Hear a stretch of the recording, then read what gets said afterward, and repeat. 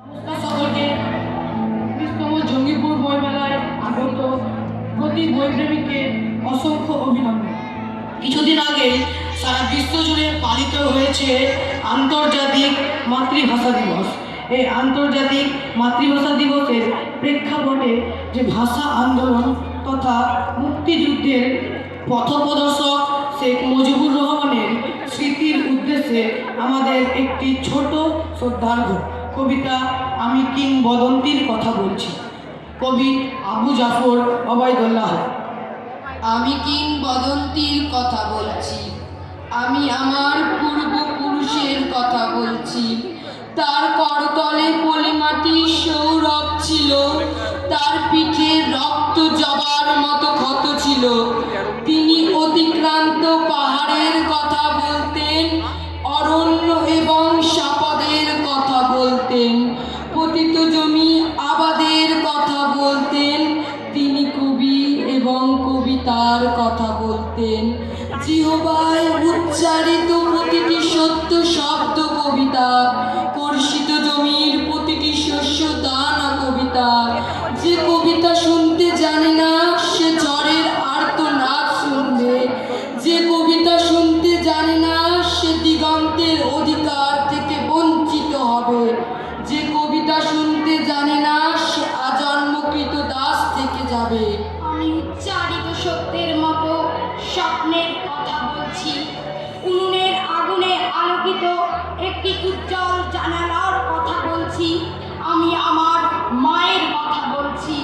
তিনি বলতেন, প্রবহমান নদী যে সাঁতার জানে না তাকেও ভাসিয়ে রাখে, যে কবিতা শুনতে জানে না সে নদীতে ভাসতে পারে না, যে কবিতা শুনতে জানে না সে মাছের সঙ্গে খেলা করতে পারে না, যে কবিতা শুনতে জানে না সে মায়ের কোলে শুয়ে গল্প শুনতে পারে না।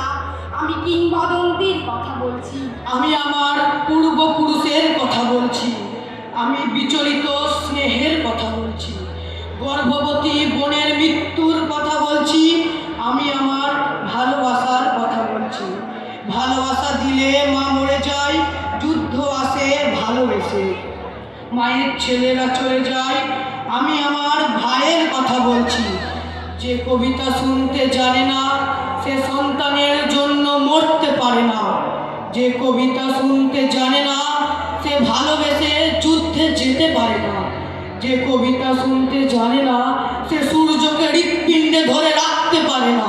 আমি কিংবদন্তির কথা বলছি, আমি আমার পূর্বপুরুষের কথা বলছি। তার পিঠে রক্ত জবার মতো ক্ষত ছিল, কারণ তিনি ক্রীতদাস ছিলেন। আমরা কি তার মতো কবিতার কথা বলতে পারবো? আমরা কি তার মতো স্বাধীনতার কথা বলতে পারবো? তিনি মৃত্তিকার গভীরে কর্ষণের কথা বলতেন, অববাহিত ক্ষেত্রে পরিচ্ছন্ন বীজ বপনের কথা বলতেন, সাবত্তা গাভীর মতো দুগ্ধবতী শস্যের পরিচর্যার কথা বলতেন। তিনি কবি এবং কবিতার কথা বলতেন। যে কর্ষণ করে তার প্রতিটি শ্বেত বিন্দু কবিতা, কর্ষিত জমির প্রতিটি শস্য দানা কবিতা। যে কবিতা শুনতে জানে না শস্যহীন প্রান্তর তাকে পরিহাস করবে, যে কবিতা শুনতে জানে না সে মাতৃস্তন্য থেকে বঞ্চিত হবে, যে কবিতা শুনতে জানে না সে আজন্ম ক্ষুধার্ত থেকে যাবে। আমি কিংবদন্তির কথা বলছি, আমি আমার পূর্বপুরুষের কথা বলছি। আমি বিচলিত বর্তমান এবং অন্তিম সংগ্রামের কথা বলছি।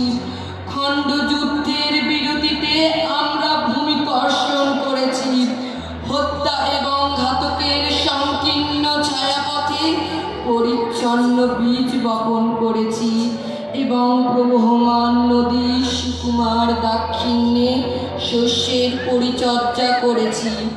আমাদের মুখবয় অসুন্দর, কারণ বিকৃতির প্রতি ঘৃণা মানুষকে কুশ্রী করে দেয়। আমাদের কণ্ঠস্বর রূঢ়, কারণ অন্যায়ের বিরুদ্ধে ক্ষোভ কণ্ঠকে কর্কশ করে তোলে। আমাদের পৃষ্ঠদেশের নাক্ষত্রিক ক্ষতচিহ্ন, কারণ উচ্চারিত শব্দ আশ্চর্য বিশ্বাসঘাতক আমাদেরকে বারবার বদ্ধভূমিতে উপনীত করেছে। আমি কিংবদন্তির কথা বলছি।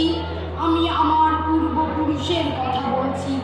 আমার সন্তানেরা, আমি তোমাদের বলছি, যেদিন প্রতিটি উচ্চারিত শব্দ সূর্যের মতো সত্য হবে, সেই ভবিষ্যতের কথা বলছি, সেই ভবিষ্যতের কবিতার কথা বলছি। আমি বিশ্বর প্রভুদের চিরপ্রয়াণের কথা বলছি, দ্বন্দ্ব এবং বিরোধের পরিসমাপ্তির কথা বলছি, শ্রুতিবিরোধিনার চূড়ান্ত অবসানের কথা বলছি।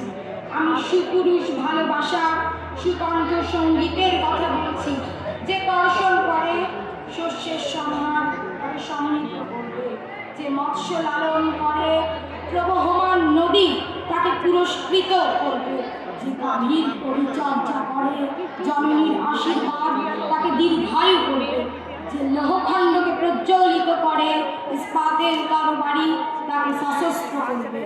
দীর্ঘদেহ পুত্রগণ, আমি তোমাদের বলছি, আমি আমার মায়ের কথা বলছি, বোনের মৃত্যুর কথা বলছি, ভাইয়ের যুদ্ধের কথা বলছি, আমি আমার ভালোবাসার কথা বলছি, আমি কবি এবং কবিতার কথা বলছি, সশস্ত্র সুন্দরের অনিবার্য অভ্যুত্থান কবিতা, সুপুরুষ ভালোবাসার সুকণ্ঠ সঙ্গীত কবিতা, জিহ্বায় উচ্চারিত প্রতিটি মুক্ত শব্দ কবিতা, রক্ত জবার মতো প্রতিরোধের উচ্চারণ কবিতা,